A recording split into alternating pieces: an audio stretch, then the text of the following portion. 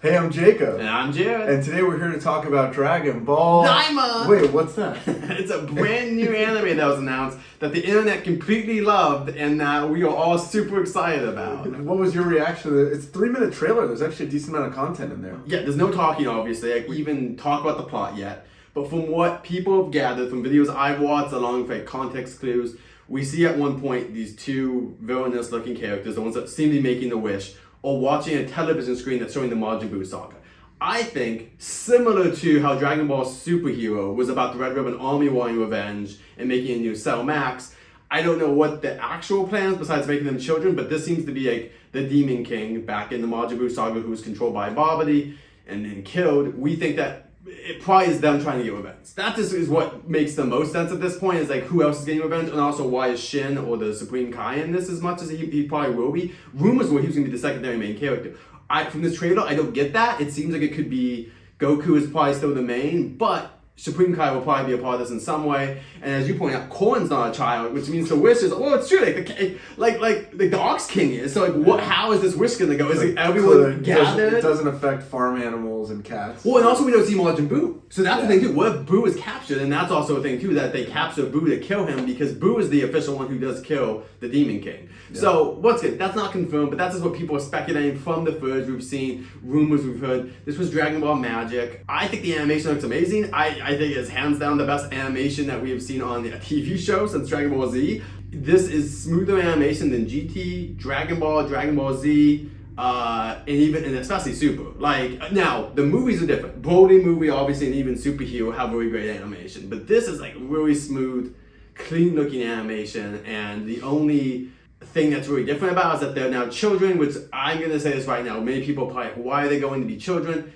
It is partly money based. It's both, I think, to highlight it's Dragon Ball's 40th, so he kind of wants Goku to be a kid again, so he wants to give Goku Adventure a kid again. It also kind of calls back to GT officially, so it's kind of calling back to all of them, because it's probably going to have moments of like epic moments of Dragon Ball Z, the humor of Dragon Ball, and then the idea of Dragon Ball GT kind of rolled into one spin-off anime. For me, I'm excited about it. This is more Dragon Ball. I remember a time when Battle of the Gods came out. We thought, this might be it. We just might be getting a movie, and that's it. And now, look at us, like how much more content. We're getting a whole new spin-off, along with the manga still running. We are at, I would say, peak Dragon Ball, but this is not a bad time to be a Dragon Ball fan, in my opinion. We've had way darker periods with no actual content coming out. Yeah, a lot of good context around it. I agree. Anything that we get at this point, we're lucky to have it. But I'll say I had 3 reactions to what you're saying. Okay, first, I do like Shin Supreme Kai a lot. I thought that character was underused as soon as the fusion happened. So I'm excited to see that happen. And that includes the Demon Realm, and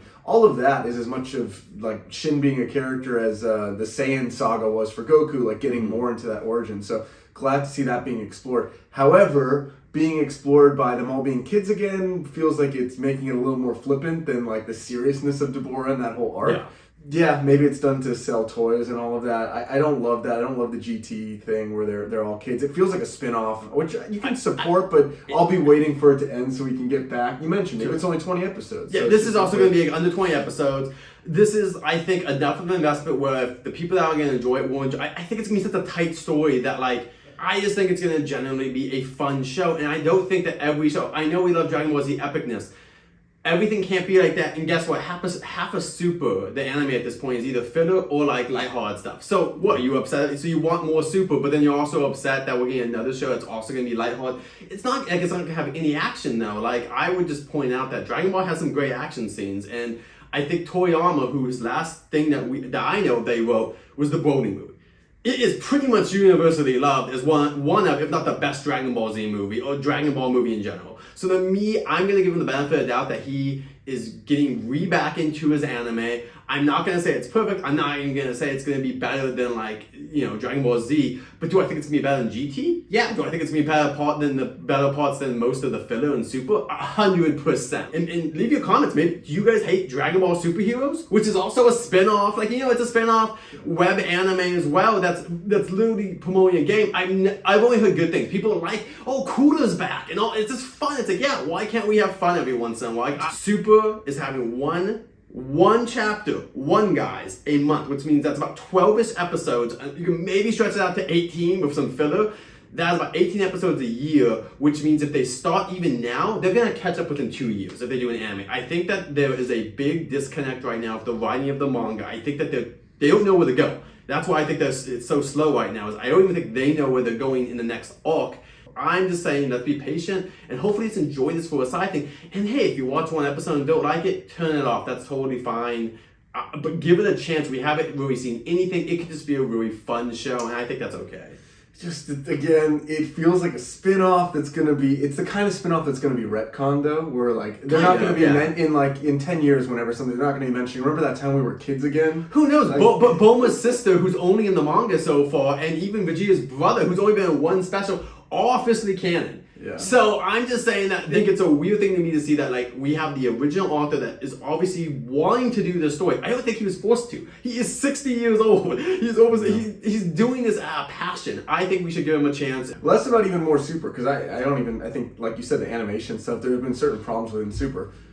But I will say, I think there's a general malaise about us being in this post-Boo era for, like, 20, 30 years now, of just, like, can we do a time skip? Can we get 5 years out of this? Where, you know, legitimately there's another generation rising to it, and it's like one step forward, 2 steps back. I think we are getting there. I think the Super movie focusing on Pan as a character, I think that Pan, that looked like it was I think that there are characters that they're going to focus on now and new. And what I don't want to see also with this, not that we know this, but I don't want to see a return to the classic framework of Goku with an assistant traveling getting Dragon Balls. Like, they always go back to the Bulma thing where, like, I noticed this, like Dragon Ball, then on Namek even, like, Toriyama falls back into, okay, well now it's like Gohan and Bulma looking. GT is Goku and Pan looking. It's like, I don't want him and Supreme Kai just looking for Dragon Balls for 20 episodes. I feel like I hope it's not that. I think that'll probably be that, and then there'll be a big bad. And then hopefully, we haven't seen what it is. Hopefully the big bad looks, at the very least, looks badass. And is an actual threat. Time-wise, we also think this is before Super. Like, this is before your Super Saiyan God, which is going to make it a little bit more tense in the fact that, like, Super Saiyan 3 is a powerful form, but without God form, it's not like Goku will be invincible as a child. Because if he had God form, it doesn't even matter if he's a kid, he's still going to be insanely powerful. And this is the first time that I don't think we've ever had anything that's really connected to the Boo Saga before. This is the first sequel to it. We've had sequel to Frieza, we've had sequels to the Red Ribbon Army, which became Android, and then became Cell, and then became now Cell Max. And it's this is the first time that Boo will have a direct arc that is like a sequel to his thing. We just haven't seen that yet. We've seen Frieza, but yes, after this, I hope we move on to new pastors. But for like a spin-off show, I think it looks way better than I would have imagined, considering it's a spin-off show. Tell us what you think.